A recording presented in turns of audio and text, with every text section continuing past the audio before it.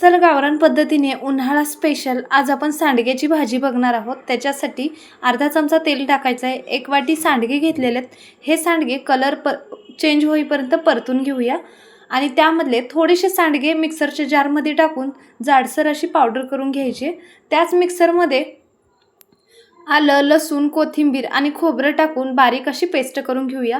फोडणीसाठी 2 चमचे तेल टाकायचे आहे। तेल गरम झालं की मोहरी, जिरे टाकूया, कढीपत्ता टाकायचा आहे। 2 कांदे बारीक चॉप केलेले टाकून लालसर रंग येईपर्यंत परतून घ्यायचं आहे। बारीक केलेलं वाटण टाकूया। त्याच्यानंतर काळं तिखट, मीठ, हळद टाकायचं आहे। गरम मसाला 1 चमचा टाकून एखादा मिनिटभर परतून घेऊया। मसाला परतला गेला की सांडगे टाकायचे आहेत, बारीक केलेली पावडर टाकायची, मिक्स करून घेऊन 2 ग्लास गरम पाण्याचा वापर करायचा आहे आणि 5 ते 6 मिनिटं लो फ्लेमवरती ही भाजी शिजवून घ्यायचं आहे। अशा प्रकारे आपली सांडग्याची भाजी तयार आहे। याचा फुल व्हिडिओ माझ्या चॅनलवरती मिळेल। साहित्य खाली डिस्क्रिप्शन बॉक्समध्ये देते।